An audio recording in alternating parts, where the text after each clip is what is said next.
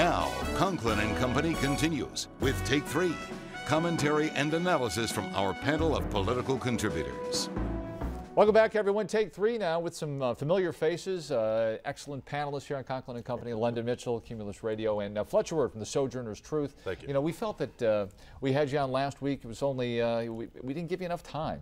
Never enough time for you two to talk about what's going on in our world. And this past week, on Friday, the jobs report comes out, 115,000 jobs created.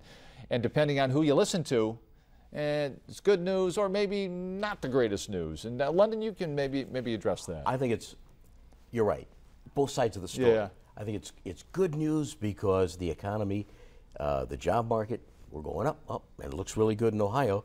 And there are others, the naysayers, that say, well, not all that much. It's about 50,000 less than the last period, the last jobs report. It's still going, but not quite. Not quick much. enough. Yeah. Never quick enough, but again, we've seemed to have averted a disastrous spring, which we've had the last couple of years. So that might be good news for the administration in that things have leveled off. They haven't taken a dip. But, you know, if all politics is local, let's go back to the fact that Mayor Bell is talking about a surplus for 2011, a modest surplus, but 300,000, a lot better than the 44 million that he apparently walked into.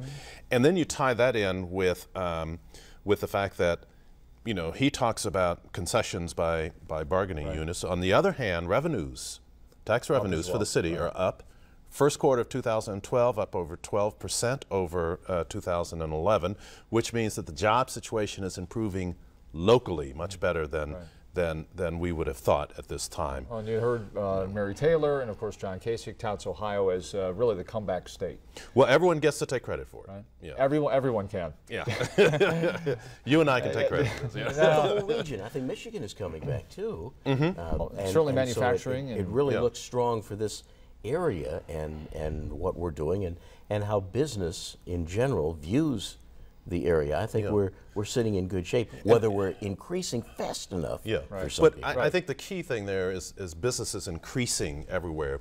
You know, Mary Taylor would put the spin on it that we brought in all of these businesses and created jobs. No, businesses are rehiring people, the existing businesses, particularly in the manufacturing sector. Oh, I haven't asked you about this yet. The casino, they're going to hire 100 more people than originally thought, and that was also pretty big story on Thursday this past week. Your thoughts as we get ready for the grand opening of the Hollywood Casino in Toledo on where that's going to go? I'm excited. That's a curveball. I mean, you know, listen, I'm excited. It's another entertainment spot. It's something that's going to be open all the time. It's going to create jobs. I can't help but be excited by it. It is a good, and it's not just gambling. They're going to have restaurants there. There's supposed to be entertainment. Yeah. The one thing entertainment 7 days a week. The one thing I haven't seen much publicity about is how the community is marketing the casino. Are there bus tours? Are there package deals? How are the hotels? Because there's nothing in the immediate vicinity. On Miami Street there's nothing. Yeah. So are the hotels marketing the casino? Are there bus tours? What are we doing to enhance? I mean, it's there, but how do people get there, and how do they enjoy it for the weekend? Get the people from Lima and Paulding County. And, certainly a job for the Convention and Visitors Bureau, and you know, or whatever it's called now, I keep forgetting. So Destination Toledo. Destination Toledo, certainly a job for them. All right, destination for the president this week was Afghanistan. In the dark of night, to sign what was a historic agreement with Hamid Karzai, and essentially marking what will be the end of this conflict in Afghanistan. But by 2014, the complete withdrawal, and this moment really was historic. But it did present some criticism from the right, saying that this was a political. All things are political. Yeah. What were your observations? You know, I'm shocked to find out that politicians are politicizing policy issues, and of course he is, and you know he's taken quite a beating from Republicans ever since he's been in office because of the style of his policy approach, not because of the substance, but because they say, well, he doesn't talk tough enough. You know, he makes too many apologies for America. But from a substance standpoint, it's pretty hard to beat what he's been doing. He's touting it. You know, he hasn't quite put the banner behind him on the ship that says mission accomplished, but he's touting it just like any president would.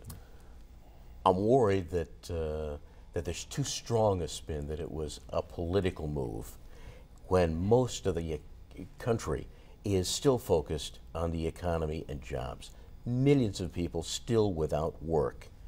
And that's what Mitt Romney will focus on and has tried to focus on. Yeah, I think from the president's part, what he needs to do is take this off the table, take the foreign policy issue off the table, so that when and if the economy keeps trending upwards, he's not getting attacked and blindsided by foreign policy issues. Well, and he coming to the Ohio State University yesterday, coming to ground zero in the battle for the presidency. Ohio is said to be along with Florida, the two most important states in winning the White House. So you have the situation there, and then you have the new poll out. The new poll numbers, Quinnipiac poll on Thursday, essentially a dead heat.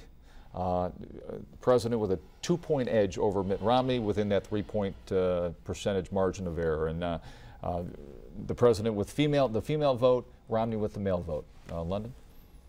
Emphasizing why he decided to officially kick off his campaign in Ohio, because this is where the real battle is. And so many times you read the polls that Ohio is kind of collectively the cross-section of America. And this I think is really going to be the beginning of a lot of attention placed on Ohio to see where it goes. Interesting that we got from that poll, and I'd like to dig deeper to see where the young vote is. We know where the women lean, toward Obama, the men lean, as you said, toward Romney, but the young people, where are they leaning? And I think most of them from the earlier polls tend to lean toward Obama. Yeah. Well, and to your point, they do. So the issue for Obama is going to be, as far as young people is concerned, can he get them turned out like he did in 2008? Will they come out? They may be leaning towards him. Unprecedented. Right. But are they sitting on their hands and leaning towards him? And I think that's going to be his chief challenge. Well, you had a big issue. You had an African American running for president. And I think that whole social argument or whole social issue really drew people to the poll. They wanted to be part of a real historic activity. And we're going to leave it at that. London Mitchell, the last word.